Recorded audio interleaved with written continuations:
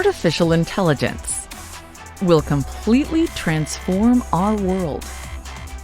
But what is AI? Why will it affect you? And how can you and your business survive and thrive through the AI revolution? Welcome to AI and You. Here is your host, author, speaker, and futurist, Peter Scott. Hello everyone. This week's guest is Richard Foster-Fletcher. He is the CEO of NeuralPath.io, an artificial intelligence advisory and strategy practice. Formerly with Oracle Corporation, he is a graduate of the MIT Artificial Intelligence Strategy course with the Sloan School of Management and a contributing author to the book AI, The Future of Finance, published by Wiley. Richard founded the Milton Keynes Artificial Intelligence, MKAI, community, and he is the host of the Boundless, Designing Our Digital Future podcast, of which I was the very first guest. He called in from the United Kingdom, where I'm originally from, and where there's a great deal of interest and activity in things to do with artificial intelligence and change. We found ourselves often talking about the politics and economics of the social change that we see as being necessary for the safe development of artificial intelligence as a force that can become powerful and useful in our society. Richard touched on how far we have to go when he talked about how retail businesses today are optimized for their profitability at the expense of what's best for the consumer. The example he gave was toilet paper, because during the pandemic, the supply chains were interrupted to the point where it was no longer profitable to sell it in the quantities that people wanted, hence shortages of something that there was no greater demand for than at any other time. Now, we've become used to that kind of equation ruling our lives through the markets. Adam Smith and Ayn Rand have a lot to answer for in this respect, because that's preventing us from reaching the kind of society where everyone is taken care of. A society where everyone is taken care of might be called a utopia, and there have been a lot of visions of those in the past. The word utopian seems inevitably to be followed by the word socialist, but it's not necessary. Just think back to visions from fiction of utopias that you've encountered. Was there anyone in those visions that was still wanting because they were poor, hungry, sicker than they needed to be in that future? You see, when we think about the far future and what we might be able to create, we're naturally drawn to envisage one where everyone is taken care of, where no one has wants. We don't feel that there's an unnecessary competition there between the haves and the have-nots, that to take from the haves to give to the have-nots would be unreasonable, because we envisage a future that has enough for everyone. And yet we seem to be unable to get there. We now have abundance and wealth and technology that would have been beyond the dreams of royalty, let alone common people 100 years ago, and yet we've still managed to create inequality that grinds and hurts people. There's something called the Gini coefficient, which measures the degree of inequality in a society, and it's been shown that the higher that level of inequality, the unhappier people are in a society. In other words, we feel better when there's less distance between the best off among us and the worst off. So while those utopian visions from science fiction seem to always show people wearing the same kind of jumpsuit and being very well educated about just how the economics of their society works for everyone, it doesn't have to be exactly that way. But it does have to be a lot better than what we've got right now in terms of equality. Technology holds up a mirror to us. The only question is, do we look in it? More than one AI researcher has said that the reason they work on artificial intelligence is because the more they learn about AI, the more they learn about themselves. That's what's available for those who are willing to look there. As I look into the future, I believe that we will shortly see a great deal of progress in medicine as a result of the work that's being done to combat the pandemic. And as I've said before, it's about time.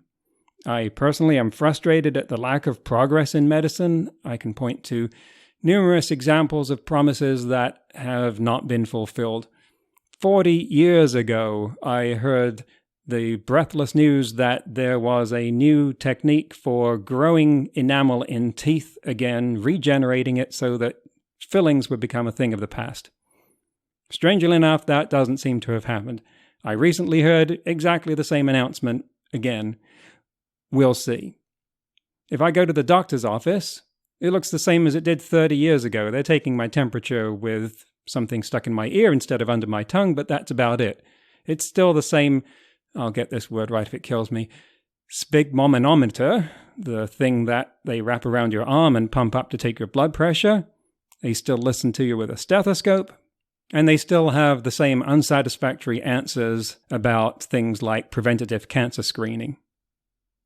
My idea of progress in that domain would be that when you walk through the door, you get a MRI and PET scan from the door frame as you go in, and that would otherwise be the only reason for going to the doctor's office, because they would know via remote scans of devices hooked up to you or swimming in your bloodstream exactly what the state of your health was at any time otherwise, and that they would know from your DNA profile just what treatments and therapies and drugs would work best for you. And yet we're nowhere close to that. I keep being reminded of the Star Trek episode where McCoy goes back to the 30s, and when he realizes where he is and the state of medicine at that time, breaks down crying at the thought of people being sewed up like garments, sutures, and needles, which of course is what we still use for putting people back together. It's about time that field was revolutionized, and I really hope that that's what we're going to get. Towards the end of this segment of the interview, there were some network problems, and part of the interview was lost, only a few seconds. I've cut out the sentence fragment so that it still makes sense, but you may notice some interruptions. With that in mind, here we go with the interview with Richard Foster-Fletcher. All right, welcome back to the show. My guest today is Richard Foster-Fletcher, calling in from the United Kingdom. He is a keynote speaker on the topic of the Artificial Intelligence Roadmap to 2030. He is the founder of neuralpath.io. He's the chair of the Milton Keynes Artificial Intelligence Group and the host of the Boundless podcast, which I was the very first guest on. So turnabout is fair play. Here we are. Richard, welcome. Wow, that is such an impressive resume. I want to talk about all of it. It's all on topic for this show. Frankly, one of my reasons for having you on the show is that after reading that list of accomplishments, it makes me more motivated to get off my rear end and create something. So let's start learning. Tell us how you got started in the field of AI. Well, Peter, it's really great to be here. And you were my numero uno. And I love hosting my podcast now, but I was very nervous all those months ago, the first time that we did our first episode. So thank you for launching the Boundless podcast. It meant the world to me. Artificial intelligence, if you look at a long enough timeline for humanity, then whether you agree with Ray Kurzweil on the singularity or not, but if you talk about tens of thousands, hundreds of thousands of years, and our future is living somehow in some way as and with machines. Artificial intelligence for me is a companion. I don't see it as a technology that sits somewhere in a stack. If you look at things like health tech and 5G, for example, all these things are just amassing incredible amounts of data. 5G is going to be about 1.5 billion devices coming online over the next 5 years. Trillions of gigabytes of data being created. And it's meaningless unless we can make sense of it. And we can't make sense of it without this companion, which is AI. What was going on in your life when the importance of this first occurred to you? I was just thinking about the universe all those years ago. and about our place in it. And it sounds wacky, but I'll just be honest and then say how this arose for me is that if we were ever to interact with another intelligence of some kind in the cosmos, they would have to have traveled an enormous amount of distance. I mean, at current estimates, it's something like 81,000 years to get at rocket speed to any planet that could be potentially habitable. Vast space.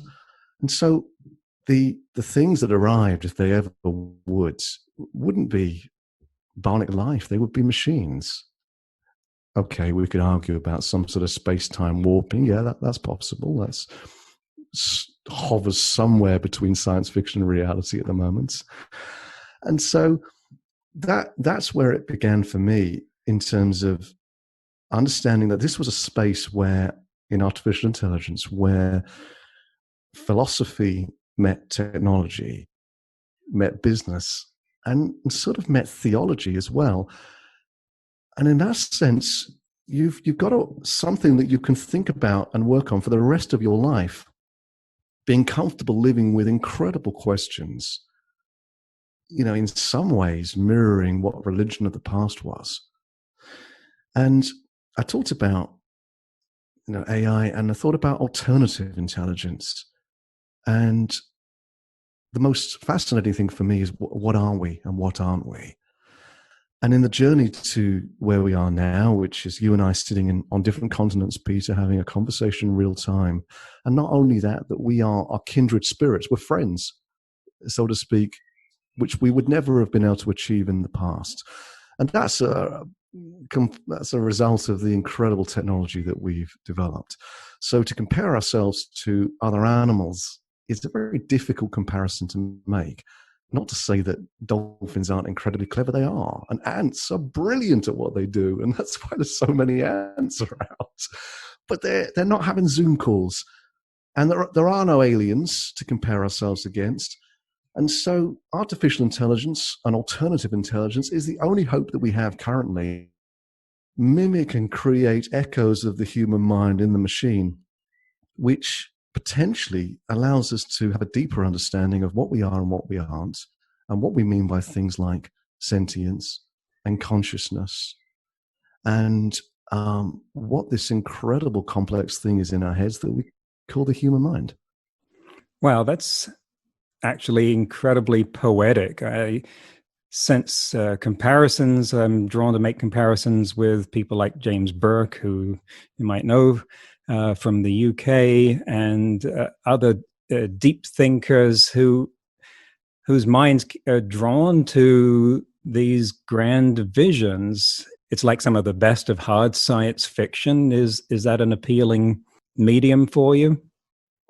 I think there's a lot of truisms that come about, I think, from that space. I wouldn't call myself a big science fiction reader or fan, but I think where science fiction touches science fact is where the imagination can really take off. And ironically, of course, any jobs that don't involve imagination and creativity are probably under threat from artificial intelligence and automation in the next decade, if they're not already. Again, just keeping on the space analogies a little longer, but I'm sure we'll move on to other things. We have things like the Kardashev Scale, which we are not yet at level 1. And I see you nodding, Peter. And we know there's 3 levels of this. And again, it's hovering between science fiction and science fact. And level 3 is where you are truly harnessing the power of the universe, which would allow incredible is not even the word, there isn't a word for it, levels of compute, which could create whole solar system type simulations. The road to get there is quite stunning in terms of embracing the natural adventurers and discoverers that we are innately, and potentially a path to incredible sentience as well, where we embrace the true humanism spirit as guardians and lovers of this planet and beyond. I mean, that again just shows where your mind is drawn to these grand visions, and I can see how that's propelling you in in so much of what you're doing at the moment. Let's talk about the group you started in Milton Keynes, because that's been incredibly active and you've had a number of events, some of which I've been able to attend remotely. Thank you very much for making those available in a networked form. Tell us what that group has been doing and what your involvement with it is. Well, thank you for the opportunity, Peter, and thank you for attending as well, where you have and contributing to those events. They started out, I guess, as a humble meetup in the area that I live, which is Milton Keynes, hence the MKAI. And I think we've been forced online, as everybody has, with events. And initially we saw that as a frustrating challenge. And now we see just how much of the world this has opened up. And I don't think we've lost what it is to have a base and to care about the comings and goings and development of the Milton Keynes smart city. But actually the embracing of people all over the globe has been quite remarkable over the last 3 months for us to experience. The next 3 events, we're doing 3 using AI for good events over the summer. We only have 1 speaker from the UK now across the 12 speakers that we've that very kindly agreed to speak for us. And we've tried to purposely bridge the Venn diagram of people that experience and apply AI in their worlds and the people that develop. And not only that, we tried to get speakers, what we have successfully, that have come out of corporate and have come out of academia and come out of what you might think of the third sector, and those that are really just focused on providing services for good in the world, whether that be not-for-profits or other. And I think we did that all successfully, but we found something a little different. We found that we were developing a community across business, across data science, and across thinkers and philosophers. And we seem to be creating this space. Okay, it's a virtual space where people know that we'll have some good content and know that we'll have good speakers, but more of a sense of feeling at home and feeling that this is their tribe. And I think there is a tribe now, and I think it's global. I mentioned, you and I having this kindred spirit despite the different lives that we've had and the different places we've lived. And I don't think you and I see borders, physical, geographical borders like people did in the past. But this group of people needs to be on the right side of history. My feeling is that artificial intelligence and other deep technologies will not work for us unless we work really hard to make them work for us. And you were one of my inspirational mentors on this, Peter, that you can't put something back in the box. Go back decades ago, you could not put nuclear fission back in the box that led to nuclear bombs. The person, go deep again, but the person that invented fire, if that person hadn't been born, we would still have fire. This is not one moment where one woman suddenly puts 2 sticks together. These things, to me, feel like they have an evolutionary path of their own. Will we get nuclear fusion? We don't know. If it can happen, it will happen if the timeline is long enough in that evolutionary sense. Artificial general intelligence, will it happen? Well, yes, if it can, with a long enough timeline for it to appear. So we can't put these things back in the box. And they appear to be naturally working against us to create more inequality, to create more division, unless this group of people, this wide group of people from all sorts of backgrounds and colors and genders and disciplines, find a way to apply this incredibly powerful technology that will not go back in the box to fundamentally address the massive wrongs in the world, which mostly come out of inequality and bias. But as a result of that, we get things like cataclysmic climate chaos, and we get the problems that we see in the West is that we have everything that we could ever dream to have had, and most of us are still pretty miserable. as you say, kindred spirits, I'd like to say that you're taking the words out of my mouth, but actually I'm taking notes and seeing what I can poach to use later on, because you've got a real facility with words there and poetic turns of phrase. So if we now look at, okay, this is some of the challenges that we face in the future. There is an indeterminate amount of time before we could be in competition with intelligent and aware artificial intelligence. What does it mean right now? What can and should we do about these issues now? How does AI affect the world we live in at the moment? I mean, there's a lot in that, Peter, as you know yourself as well. There's somebody who said to me recently that they considered the biggest problem in the world to be the number of very powerful leaders who they felt still had one foot in the past. And if you want to just take the stereotypes on this, they're talking about the number of middle-aged, middle of the road kind of white males that are running these companies and looking after each other.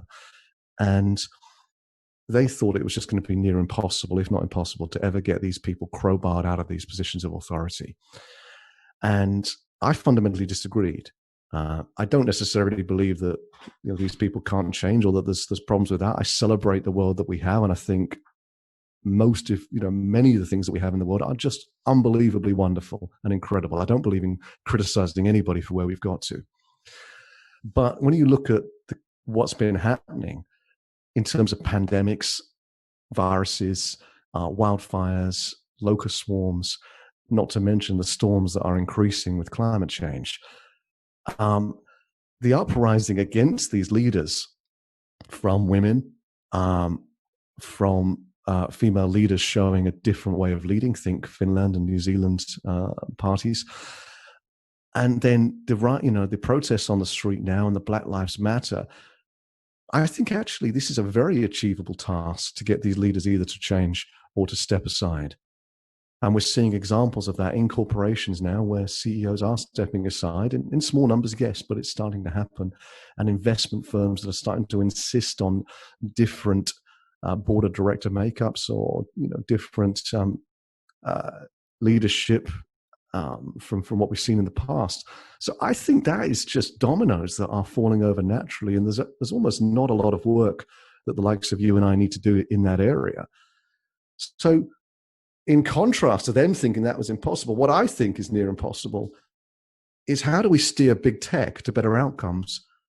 The people that work in big technology companies, your Googles, your Microsofts, your Amazons, they're some of the smartest people that ever walked this earth. They know exactly what they're doing, and they're heavily engineered and optimized for certain parameters, and those happen to be at the moment profits. Then people suspect that they're engineered towards customer experience and user experience. They're not at all.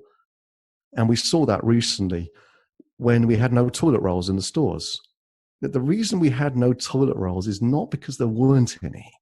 We had no toilet rolls because all of the big supermarkets' algorithms were engineered for profitability. And that meant when toilet roll was no longer in the profit margin ranges that they wanted, they stopped buying it. It's as simple as that. And so how do you get big tech to change its algorithms and its optimization processes for good? It seems to me that only when people take their career in their hands and lobby internally, as they've been doing at Google and Amazon, do we start to see any positive change. We've seen IBM and others step back from facial recognition technology, primarily because of the fact that it's racially biased, which is good, but we shouldn't not do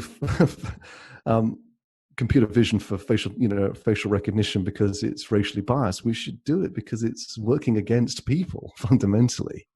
And you're referring there to some recent news that IBM, Amazon, and other companies that have facial recognition technologies have stopped supplying those to police forces until some conditions that I'm not clear about are satisfied.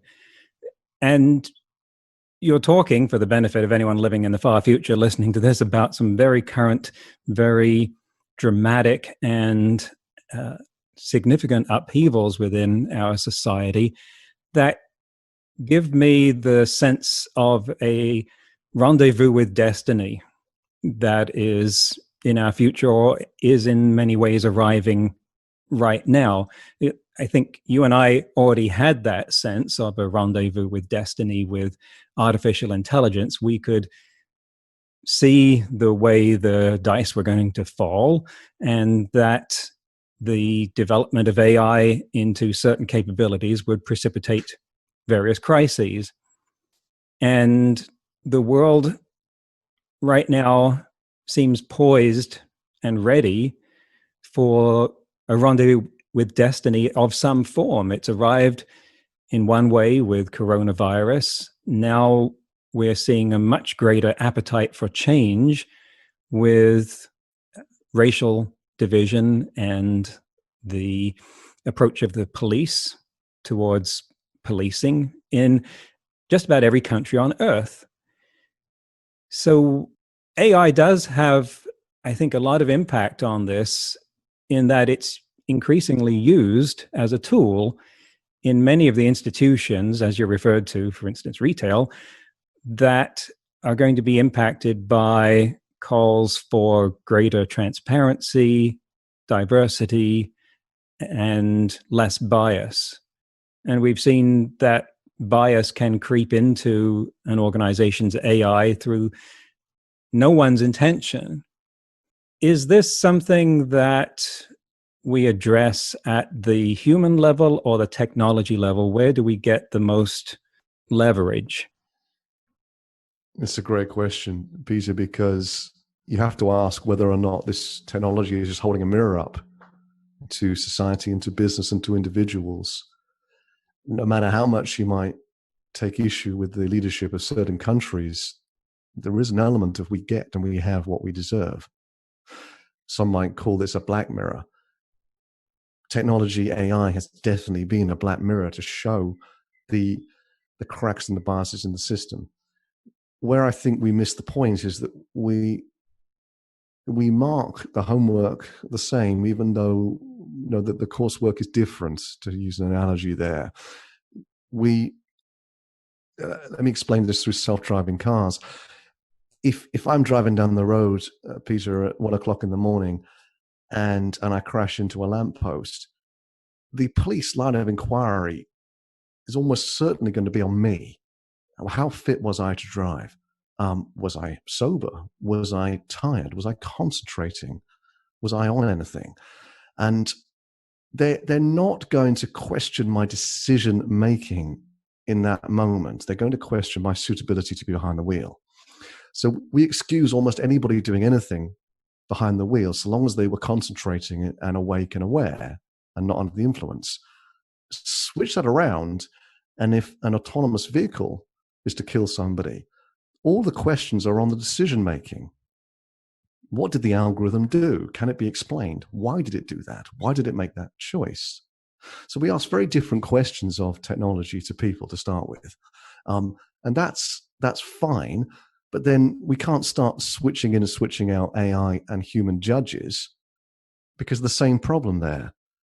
The beauty of life is in the shades of grey between black and white. And in fact, between black and white is every color of the rainbow. We want leniency. We want people to have second chances. We want somebody to, turn a blind eye to things when it's right. And if AI comes in and is just black and white binary on every decision, then I think we've failed. On the other hand, if AI is black and white binary, that might be a stereotype of AI that prevents it doing exactly what we need it to do. And you mentioned explainability as an issue, and it is a very hot topic in AI right now, because in order for AI to make difficult decisions that we nevertheless need made, like, should we give a loan to this person? What kind of insurance premiums should we charge this one? It has to operate in this fuzzy, quasi-intuitive mode where a human could explain their decisions, but it might be after the fact. They intuited an answer, you ask them to explain it, then they make up an answer. AI may be put in exactly the same position. Now, when AI develops to the level where it could be operating as, say, a judge, as you mentioned, by that point, we might be anthropomorphizing it to the extent that we don't expect binary decisions of it. We might even be expecting too much of it. You can take a calculator and put fuzzy ears on it, and people will suddenly start relating to it as though it has feelings and awareness that don't exist. We're strange that way. Yes. It was hard to cut off the interview at that point because we were in full flow, but we did go on for another half an hour, and we would be pushing download boundaries and attention spans. So once again, I think we'll just keep going this way. The second half of the interview is in next week's show. Richard mentioned something called the Kardashev Scale. Not Kardashian, Kardashev, which bears some explanation. It's right in line with the sort of expansive, ultra-long-range thinking that he was doing because it measures the degree of technological mastery that a civilization has over its environment at a truly mind-boggling scale. It was devised by a Soviet astronomer, Nikolai Kardashev, in 1964, and it has only 3 levels, or types, on it. A Type 1 civilization has control over all the energy on its planet. A Type 2 civilization has control over all the energy in its solar system. And you can Google for a Dyson sphere to see how that might be possible. And Type 3 is a civilization that controls the energy in its galaxy. And as far as we can tell, that hasn't been done, but we haven't looked at every galaxy yet. On this scale, we are about a 0.7. Talk about a tough grader. In this episode's news segment, I want to start talking about GPT-3, although by no means will I be finished here. GPT-3 is the successor to, wait for it, GPT-2, although I'm not aware of a GPT-1. But GPT stands for Generative Pre-trained Transformer. It's an AI with some amazing capabilities. Version 2 came out in 2019 with quite some fanfare because the organization that created it, OpenAI, initially did not release the source code for it. That may not seem like a big deal until you realize that OpenAI is an organization that was created with the explicit goal of open sourcing artificial intelligence code so that cutting-edge development would be done in full view of the world. And the principle that, given enough eyeballs, all bugs are shallow, would mean that problems or malicious code would not be able to creep into our AIs. So what happens on the first major software development from OpenAI, but that they said they had developed something so dangerous they didn't want to release it. They were too scared that it would be used to spread fake news, spam, and disinformation in ways that looked so much like the output of real people that normal filtering techniques wouldn't work.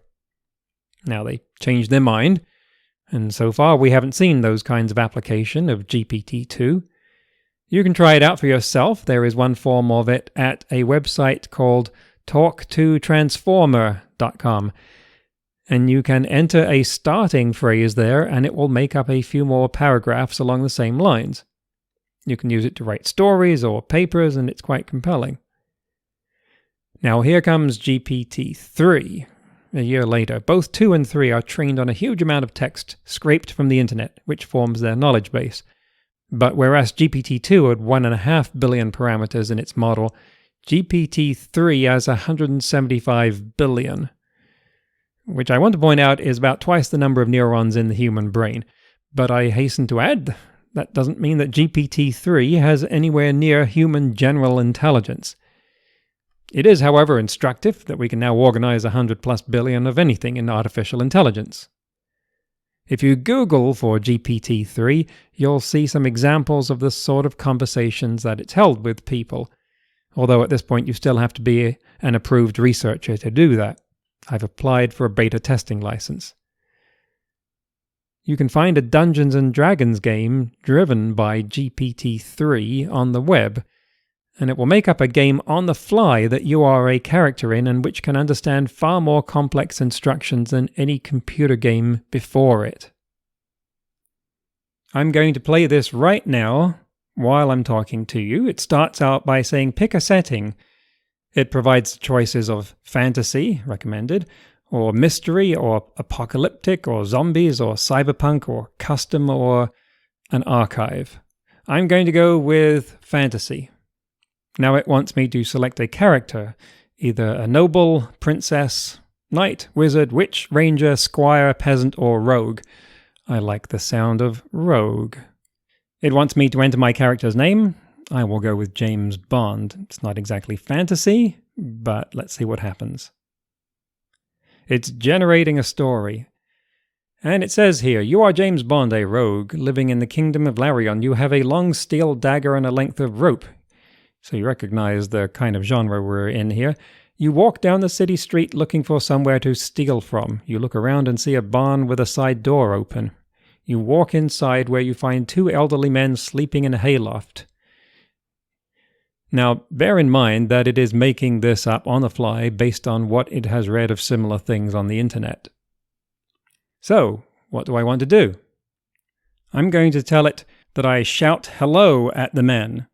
And its response is, you shout hello at the men, waking them up. You wake up both men and ask them what time it is. Now, bear in mind it couldn't have predicted this. This is not like your usual Dungeons & Dragons computer game where there are only a limited number of choices. Its choices are limited only by what it understands about the English language.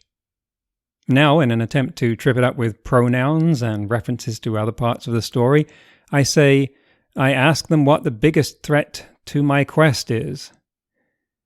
And it responds, the two men tell you the town watchmen are always on the lookout for thieves like you and that the guards patrol the roads. You bid them goodbye and set off down the road.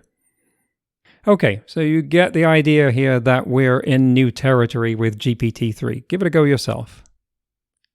We're still not at the level of artificial general intelligence, but GPT-3 raises the bar enough that we need to rethink the utility, meaning, and parameters of the Turing test. Because as it stands, Turing's formulation of that as something that fools more than 30% of the judges into thinking a computer is human within 5 minutes is going to be cracked soon at this rate. The Loebner Prize, which attaches money to the Turing test, raised those numbers to 25 minutes and half the judges, and so far nothing has gotten there. But GPT-3 may be within hailing distance of it, which would say more about the inadequacy of the Turing test standards than it would imply that GPT-3 had general intelligence. We will talk more about GPT-3 in future episodes, I'm sure. Until then, remember, no matter how much computers learn how to do, it's how we come together as humans that matters. That's all for this episode of AI and You. Please leave a rating and comment and share with your friends. Get the book Crisis of Control and see more videos and articles at aiandyou.net. That's aiandyou.net, where you can also send us your questions. Thank you for listening.